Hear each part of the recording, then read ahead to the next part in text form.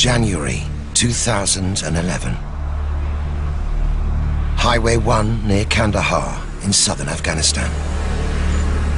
The Royal Welsh are operating in an area under threat from Taliban roadside bombs, known as IEDs, improvised explosive devices. Is there any particular reason you go into Kandahar? Is it bizarre or is it for a family occasion?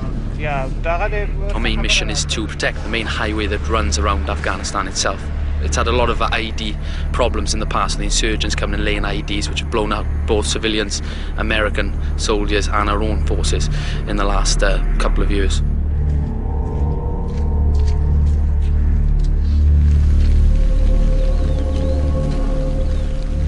If you look to your south on the high ground there, just as the high ground comes down, slopes down, there's another little knoll just to the right of it. That's where we had one large IED explosion which destroyed one of our vehicles. It's a 36-ton vehicle, so a very large explosion. But by us patrolling outside the area of the highway itself, their eyes are on us and on the highway, which protects the highway, and we can help reassure these locals.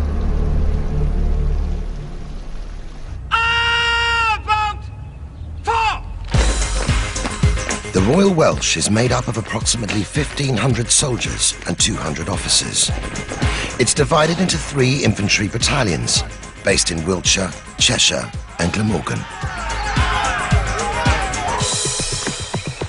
The 1st Battalion are light infantry, the 2nd are armoured infantry, and the 3rd are made up of Territorial Army reservists.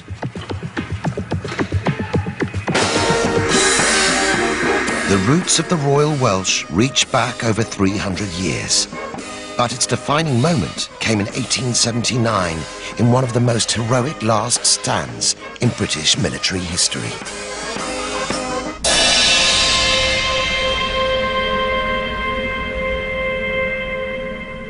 On the 11th of January 1879, the British Army invaded a tribal nation in southern Africa, Zululand. 8,000 soldiers crossed the Buffalo River. Most of them marched on, but they left 122 soldiers to set up a supply base near a small mission station whose name has become military legend, Rorke's Drift.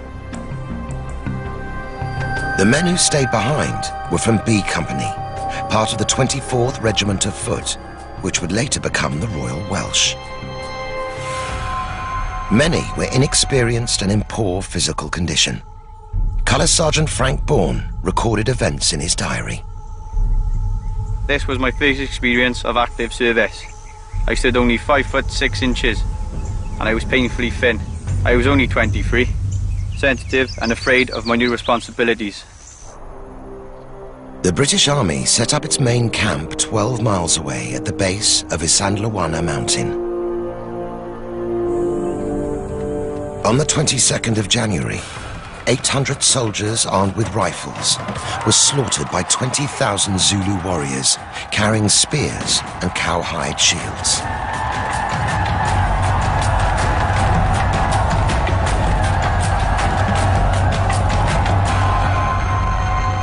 Back at the supply base, soldiers like Private Henry Hook continued with their routine duties. Everything was perfectly quiet at Rorke's Drift. Not a soul suspected that only a dozen miles away, the very men we had said goodbye and good luck to were on the last throes of life. In the early afternoon, B Company's commander, Lieutenant Gonville Bromhead, was informed about the slaughter at Isandlwana. He ordered Private Fred Hitch to climb on top of a building and look out for the enemy. I could see the Zulus had got as near to us as they could, without us seeing them. I told Bromhead that they were at the other side of the rise and would extend in for attack. I told him that they were numbered up to 4,000 to 6,000. A voice from below. Is that all? We can manage that lot very well for a few seconds.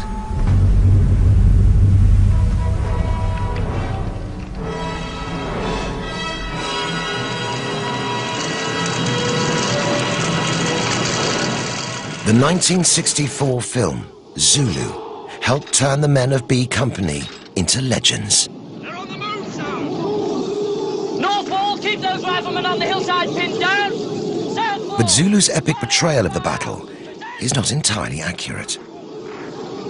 In the film, 4,000 Zulus attack Rorke's Drift over a vast flat plain. In fact, the mission station was built on a 6-foot ridge. And B Company turned it into an improvised fortress with barricades of sandbags and biscuit boxes. The Zulus found it difficult to scale the British defences during their early attacks. The British soldiers also had another advantage. They were armed with one of the most technically advanced weapons in the world. The Martini Henry rifle. Well guys, welcome to Queen Victoria's weapon of mass destruction. This is a Martini Henry rifle. This was the standard service firearm of the British Army between 1874 and 1889.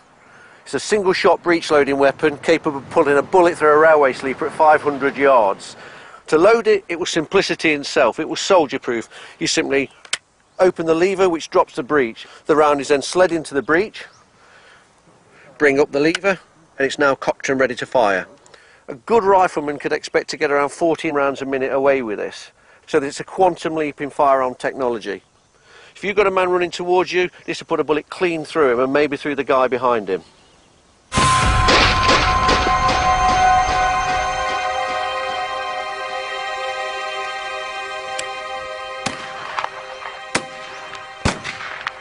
The kick and the physical effort from this weapon, it's quite physically challenging.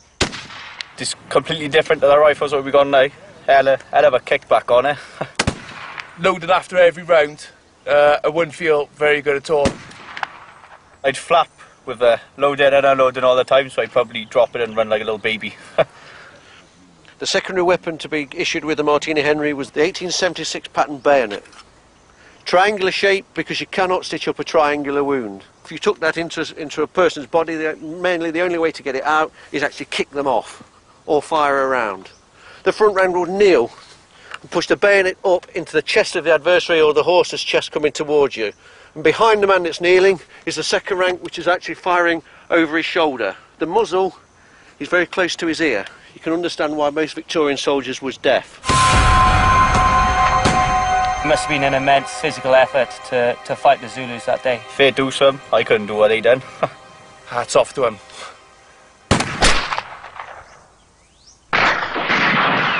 Every year, on the anniversary of Rorke's Drift, the regiment gathers to watch the film Zulu. Okay, so these guys and in the officers' mess, new recruits are told the events of the battle. To stay. This is your history. Okay, so those guys who stood in your shoes beforehand, this is what happened to them, and this is what they did. If you imagine, on the night, they fired 20,000 rounds of this, to the point where the kick on the rifle was so significant, and they're firing so many rounds that actually dislocated some of their shoulders. Okay, so a nightmare. You try putting yourself, I think, in that situation, and stood there, obviously all the high ground around you, and just imagining everyone around you, and it must have been, things going through their head must have been absolutely incredible, crazy. With 40 Zulus for every British soldier, B Company was fighting against all the odds. Just imagine, guys, this is the sort of sandbag barrier here, with a few of the biscuit boxes scattered around. So you imagine these chaps down here, private soldiers, trying to fend back these Zulus who are coming at them with their spears, fighting hand to hand to save each other.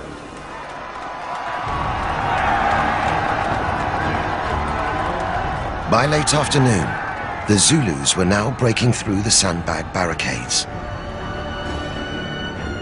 Most of B Company retreated behind a hastily erected wall of biscuit boxes around the storehouse. But 6 soldiers, including Private Hook, together with a dozen sick and injured, were trapped inside the hospital building. We were pinned like rats in a hole. Already the Zulus were fiercely fighting, trying to burst through the doorway. The only way of escape was the wall itself, by making a hole big enough for a man to crawl through. Private Hook and the other healthy soldiers managed to rescue nearly all the sick and injured men. But the supply base was now overwhelmed by Zulus.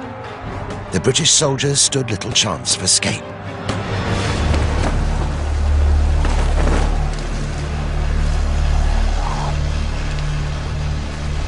To honour their forebears, this company, now fighting in Afghanistan, is called B. Rorke's Drift Company.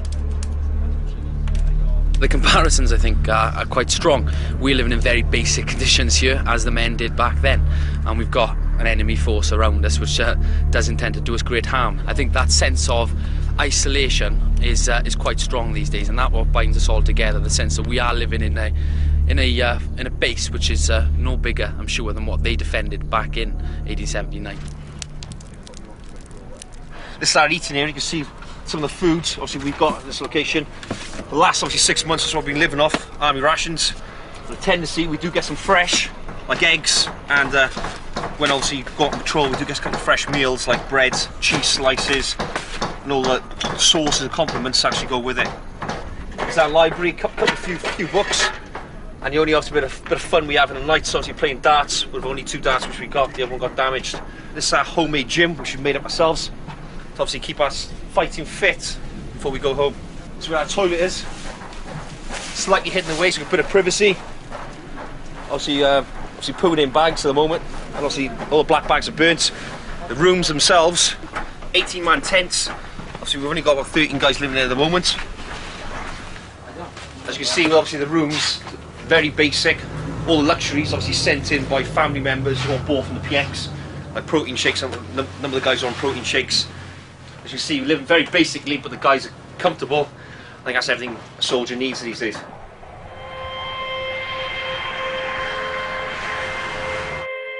In the early hours of the 23rd of January, B Company made their last stand from behind a biscuit box barricade.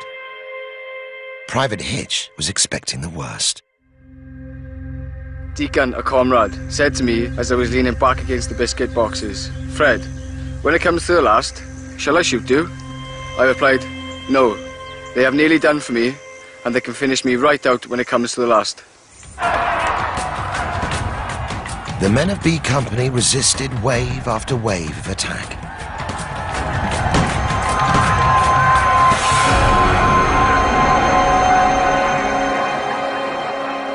In the film, the end of the fighting is marked with a show of respect from the Zulu warriors.